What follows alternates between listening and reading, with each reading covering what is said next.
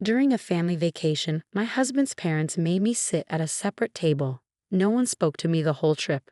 When I asked Mark, he just shrugged and said, "It's just their way." I smiled and said, "Well, I have my own way too." The next morning, I realized things weren't going to change. The little comments, the cold looks, and how I was always treated as an afterthought in my marriage had always been there. But I ignored it because I loved Mark. I thought things would get better if I kept trying. They didn't. What was supposed to be a relaxing trip to Hilton Head, South Carolina, quickly turned into something else. The resort was beautiful, like something out of a travel magazine, but things with Mark's parents didn't improve. The first night, we went to a nice restaurant, and when I went to sit next to Mark, his dad, Richard, said, "There must be a mistake. She needs her own table." I was confused and asked, "Excuse me?" Susan, his mom, didn't even look up. "It's just how we do things," she said. Mark didn't stand up for me. He just sighed and said, "It's just their way." So I sat alone, thinking it was a one-time thing. But it wasn't. The next morning, I went down to breakfast, expecting to join them. I couldn't find them. I texted Mark but got no response. Eventually, I found them already sitting at a big table, chatting like everything was fine. I asked, "Why didn't you tell me you were coming down?" Richard barely looked at me and said, "We assumed you'd figure it out." Susan just sipped her coffee and said, "It's just how we do things." Mark acted like this was all normal. That's when I realized I was never part of their family. Mark wasn't on my side. From then on, I sat alone for every meal, and every time they did something fun, I was left out. They even went on a private boat tour and didn't tell me. I found out when I saw their photos on Instagram. They had a fancy wine tasting, and I only learned about it when I saw them dressed up heading out. I asked Mark about it, and his response was always the same. "It's just their way." By the fourth day, I gave up. If they wanted me to be invisible, fine. But I had a plan. That night, while they were out celebrating, I went back to my hotel room. I pulled up my email and started canceling everything. The hotel? Canceled. The rental car? Gone. The dinner reservations? All wiped out. I even called the spa and canceled Susan's appointment. Then I packed my bags, took the rental car, and left. While they were enjoying their perfect vacation, I was driving to Charleston. I booked a luxury suite, ordered room service, and relaxed on my balcony, finally at peace. The next morning, I woke up feeling refreshed. Then my phone started buzzing. Mark, then Susan, then Richard. I turned my phone on silent and smiled. They finally noticed. I imagined the moment they realized what had happened. Richard waking up to a hotel manager at his door. Susan checking her phone and seeing all the cancellations. Mark, confused, hearing his mom yelling at the staff.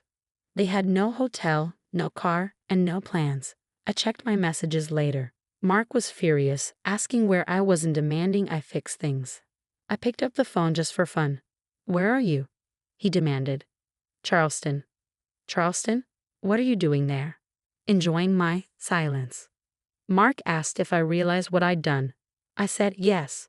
He said I'd stranded them. I replied, "Oh no, that must be so uncomfortable." Mark asked me to come back, but I laughed and said, "No, Mark, I really don't." Later, I found out how badly things went for them. They had to find a dingy motel, had no rental car, and paid high prices for Ubers. Their fancy dinner was fully booked. Susan had a tantrum at the spa. Mark sent angry texts later. "Mom's furious. She was humiliated at the spa. Dad is losing it over the restaurant. I hope you're happy." I thought that would be the worst of it. Just a little inconvenience, a taste of their own medicine. But then, something interesting happened. A few hours later, my phone buzzed again. It wasn't Mark this time. It was a message from Sarah, Mark's cousin. "Sarah, hey, I heard what happened. Honestly, good for you." I raised an eyebrow, rereading the message. Sarah and I had always gotten along, but she wasn't exactly someone I shared personal stuff with. Me, wait, what do you mean? Her reply made my stomach drop. "Sarah, they did the same thing to Mark's ex-wife." I sat up straight. Mark's ex-wife. He always said they grew apart, that their marriage just didn't work. I never questioned it, but now. Me, what do you mean? Sarah, she went on a family trip with them once. They treated her terribly, ignored her, made her sit at a separate table, and acted like she wasn't there. She left halfway through and filed for divorce a month later. My heart raced. Sarah, I didn't say anything before because I thought you knew, but seeing what they did to you, I realized he never told you, did he? Me? No, he didn't. If he had, I wouldn't have come on this trip. I would have known this wasn't just their way. This was their pattern. And Mark, he knew what was going on, and he let it happen. That night, Mark called again. I picked up. Mark, I need you to fix this. He sounded frustrated. Me? No, you don't understand. Mark, I understand perfectly. I interrupted him. Me, this wasn't about traditions. This was about control. You knew what they were going to do, and you let it happen. Silence. Mark, then who told you that? Me, bingo. I laughed. Mark, so it's true? Silence. Mark, look, my parents can be difficult, but they mean well. Me, Mark, they don't even see me as part of the family. He hesitated. That's when I knew he wasn't going to fight for me. Mark, come back. Me? No. I said it calmly. Me?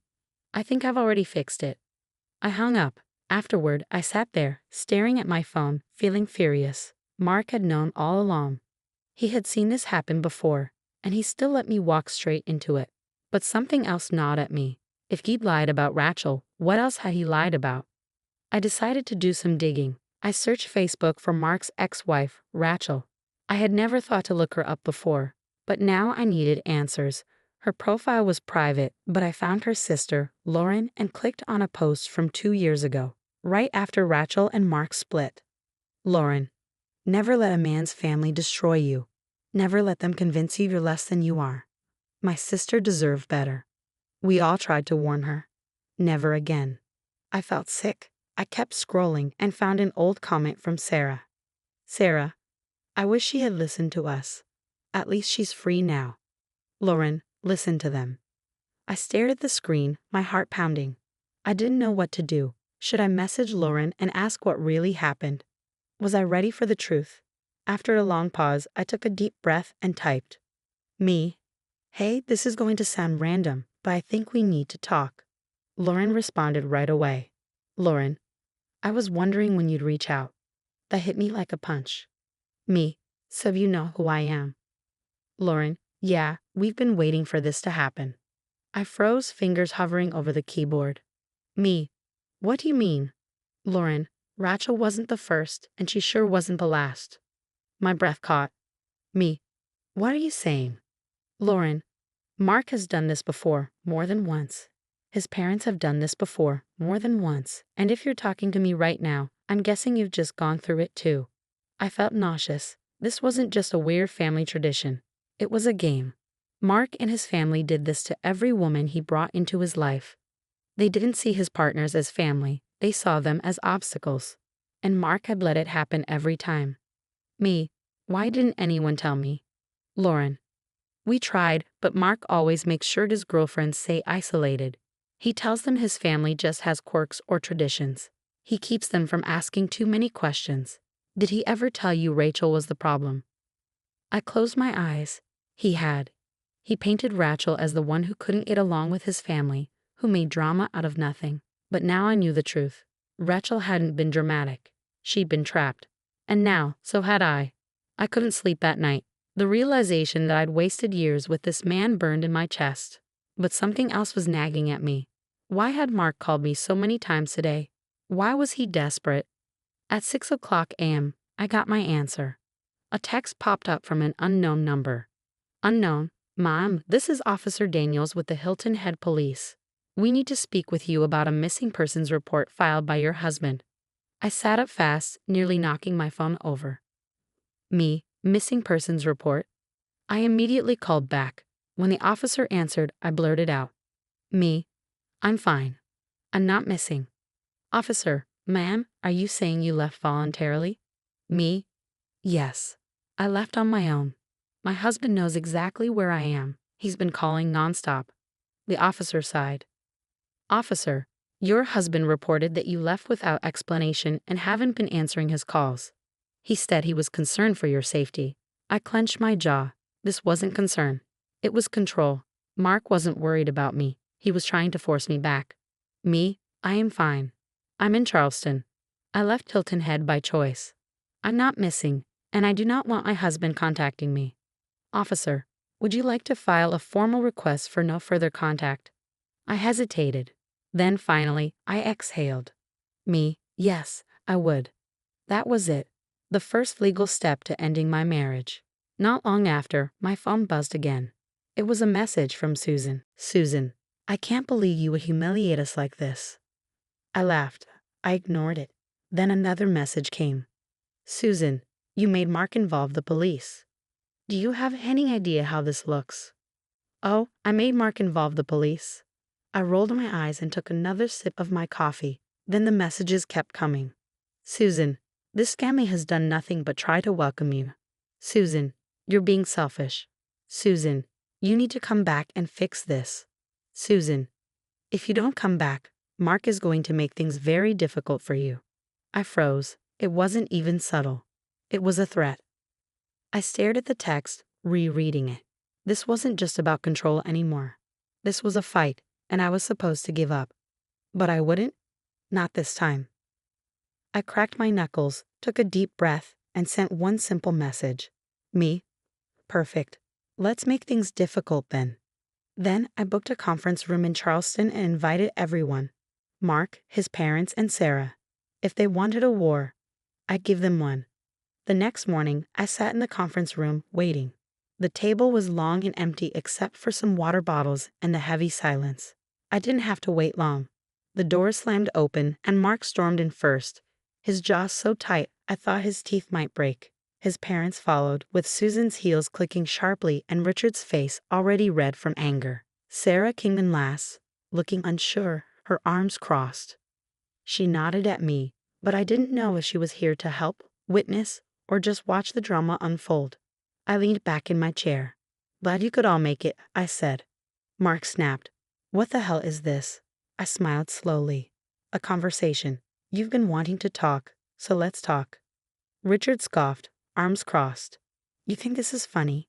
No, I replied calmly. I think it's pathetic. You play these sick games with the women in your family, and you finally picked the wrong one. Susan narrowed her eyes. You abandoned us. I laughed. Oh, I abandoned you. That's rich, coming from the people who spent an entire vacation pretending I wasn't there. Mark exhaled, gripping the back of a chair. You're blowing this out of proportion. That was it. That was the moment. I slammed my hands on the table, making Susan flinch. I am your wife. My voice echoed, cold and sharp. Not some stranger. Not an outsider. I am your wife, and you let them treat me like nothing. And you? I pointed at Mark. You knew this wasn't the first time. You knew exactly what was happening, and you let it happen anyway. His face turned pale. Susan quickly cut in with a high-pitched voice. We were just following tradition. I shot back. It's not tradition. It's control. It's a test, and you fail every woman who enters this family. Mark shook his head. You're overreacting. I grabbed my phone, pulled up the messages from Lauren, and threw it onto the table. Read it. He hesitated. Read it. Slowly, Mark picked up the phone and scrolled. I watched as his face tightened with every word. Then he threw the phone down like it burned him. This isn't proof of anything. Richard crossed his arms. You're digging up old stories. It has nothing to do with us. I turned to Susan. Is that right? Because last night you sent me a message threatening me. You told me if I didn't come back, Mark would make things difficult. Susan's mouth snapped shut. Sarah let out a low whistle. Wow. Mark turned to his mother, eyes narrowing. You did what? Susan stiffened. I was trying to make her understand. Understand what? Mark's voice rose. That you've been playing this game for years? That you did the same thing to Rachel? Richard shifted uncomfortably. Susan shot him a look, but it was too late. Mark's jaw twitched. Jesus Christ. And just like that, I saw it, the crack. The tiny shift in his loyalty to his parents. The moment he realized I hadn't been wrong. I had never been wrong.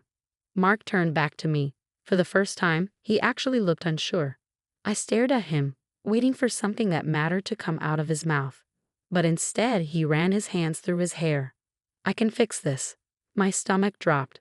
That was his first instinct, not an apology, not regret, just fixing the situation. I leaned back, exhaling slowly. You really don't get it, do you? Silence. I stood up, grabbed my bag. I'm not coming back, Mark. That snapped him out of it. Wait, what? I'm done. His eyes widened. You're serious? Sarah snorted. Dude, how have you not figured that out by now? Susan's voice rose. This is ridiculous. You're throwing away your marriage over a misunderstanding. I shook my head. No, Susan. You threw it away. You and Richard with your twisted way of treating people. Mark was just too weak to stop it. Mark reached for my arm, but I stepped back. Wait, let's talk about this. I held up my hand. No, Mark. You talk. You make excuses. You let them control you, but I'm done listening. I grabbed my phone and walked to the door. Mark's voice almost broke. Wait, where are you going? I turned back, staring at him one last time. I'm leaving. Susan scoffed. You can't just leave a marriage. I met her gaze, my face unreadable. Watch me. Then I walked out the door. It took 6 months to finalize the divorce. Mark tried everything, begging, blaming, even accusing me of overreacting. But I never looked back. Sarah stayed in touch. She told me things fell apart after I left. Apparently, Mark finally confronted his parents, and it wasn't pretty. Richard called him weak. Susan cried, saying I had brainwashed him. For the first time, Mark saw them for what they really were. But it didn't change anything for me. I was already gone. I moved back to Charleston for good. I found a new apartment, reconnected with old friends, and started over. One night, months later, I got a text from an unknown number. Mark, I see it now, I'm sorry. I stared at it for a long time, then deleted it, because for the first time in years, I was free.